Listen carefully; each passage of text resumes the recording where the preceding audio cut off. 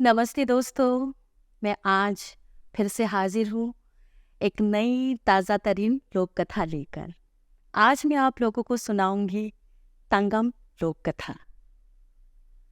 हाँ, अब आप सोच रहे होंगे कि तंगम ये तो हम पहली बार सुन रहे हैं। ये तंगम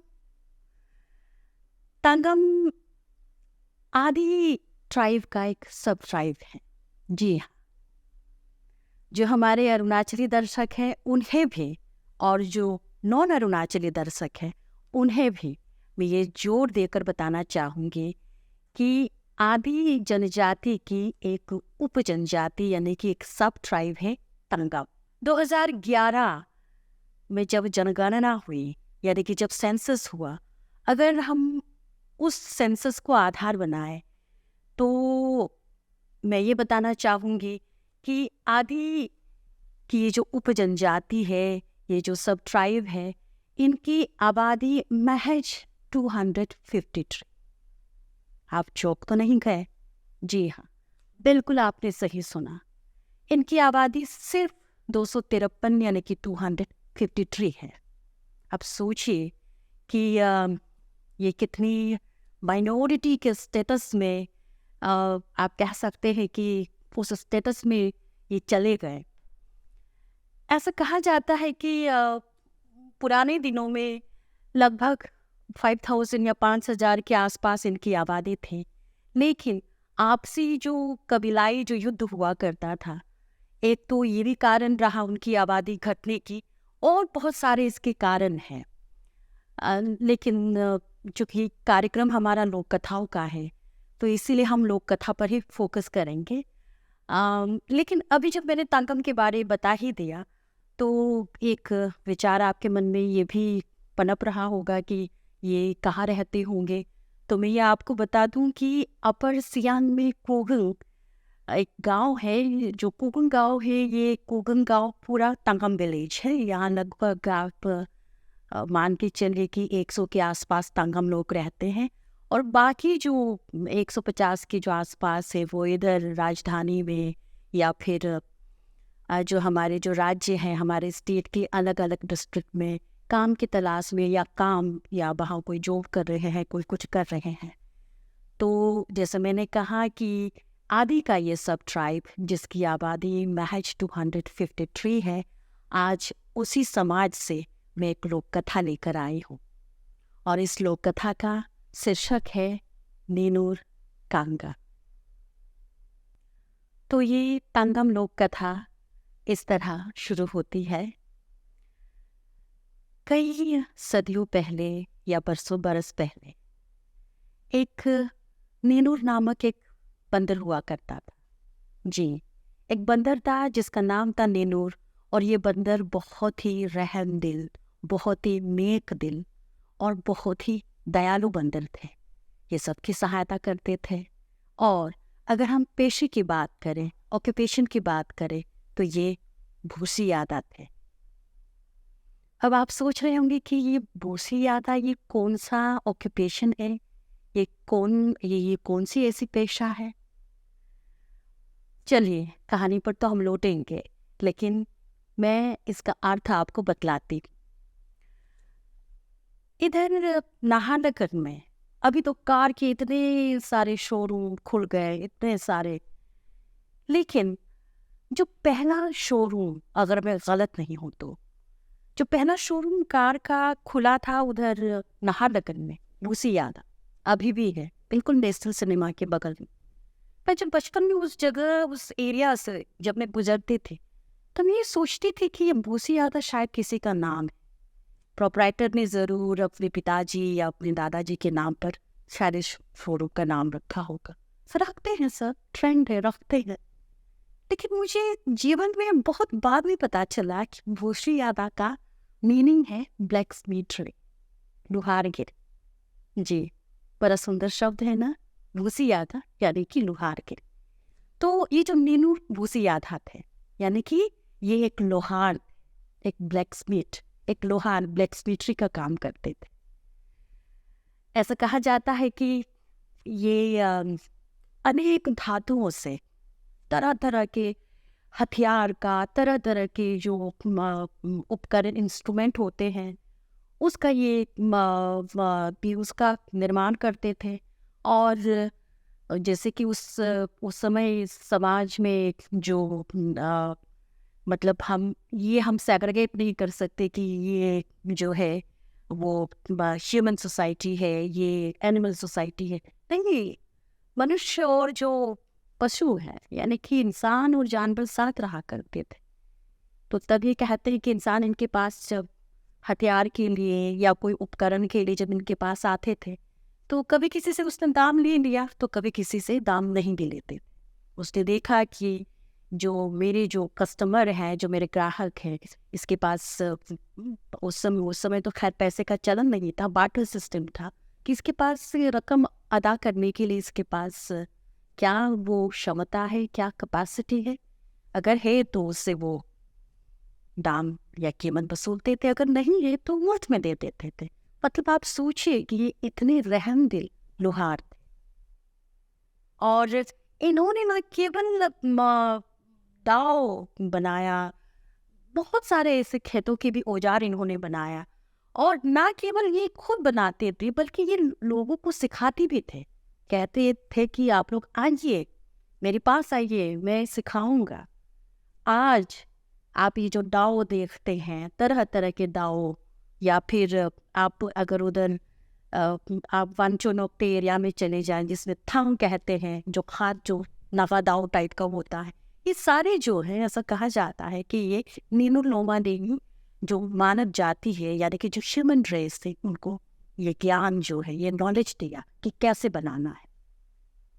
अच्छा, तो इसीलिए उस गांव में नीनू लोमा का बहुत ही आदर और बहुत ही सम्मान था। अब नीनू लोमा के एक असिस्टेंट थे, उस असिस्टेंट का नाम था मीरांग कांगा। मीरांग कांगा कोई और नहीं बल्कि वाल्चर, यानी कि गिद्ध था। अब जैसे मैंने बताया, ये नीनू लोमा जितने मेहनती थे, जितने दयालु थे, उतने ही उनके असिस्टेंट कांगा, मीरांग कांगा, कामचोर, आलसी, और बिल्कुल जिसको ये कहे कि हमेशा इस फिराक में रहते थे कि किसी तरह कि मुझे आराम करने को मिल जाए, आराम का जीवन जीऊँ, ये काम वाम मुझसे नहीं होता। अब दिन गुजरता जाता है, लोग भी बड़े खुश होते हैं कि इससे हम नींद से हम दाव प्राप्त कर रहे हैं। मैं एक बात और यहाँ ये बताना चाहूँगी कि कई बार लोगों को ये लगता है कि दाव वो इस तरह से कैरी करना ये बड़ा बड़बड़ता है, ये है जाहिल है, ये तो बड़ा जाहिलपन है। इसको हम दूसरे नज़र से भी देख सकते हैं। अगर आप दाव कैरी कर रहे हैं, वो दाव उसको हिंसा का ही प्रतीक न मानिए। उस दाव से आप खेती भी तो साफ करते हैं, खेती के लिए आप जंगल साफ करते हैं, और उस खेती में आप तरह तरह के आप अनाज उगाते हैं।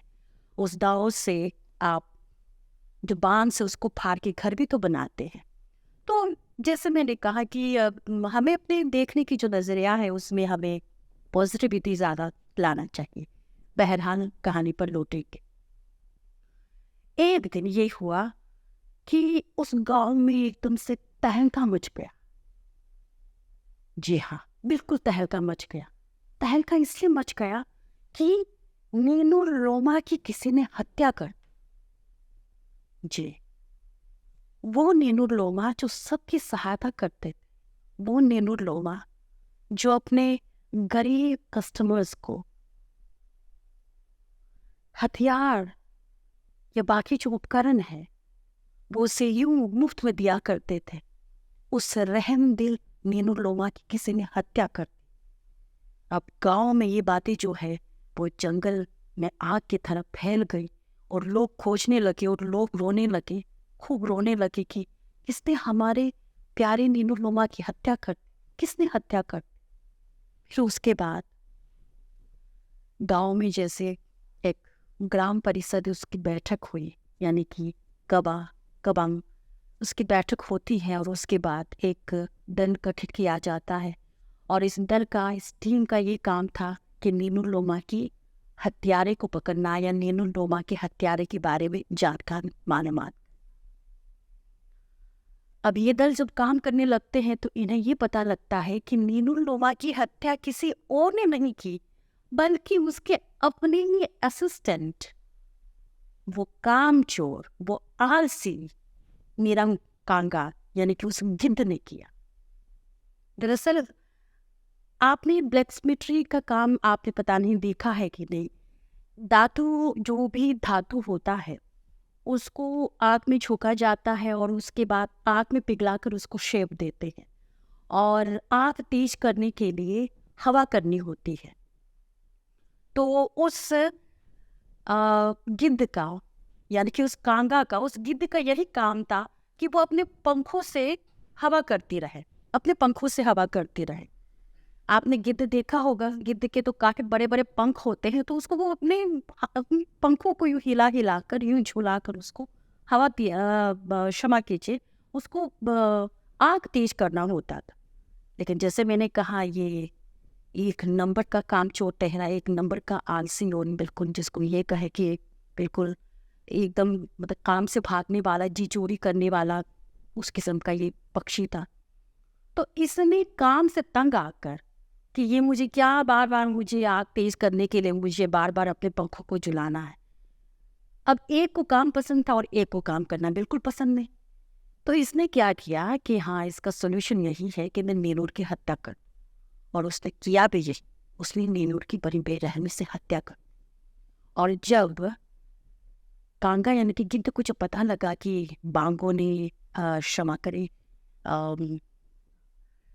कवा ने एक दल गठित किया है चोर या हत्यारे को पकड़ने के लिए, तो ये खबर लगती है अपनी जान बचाने के लिए ये सीधे उड़ गए कहाँ, जंगल।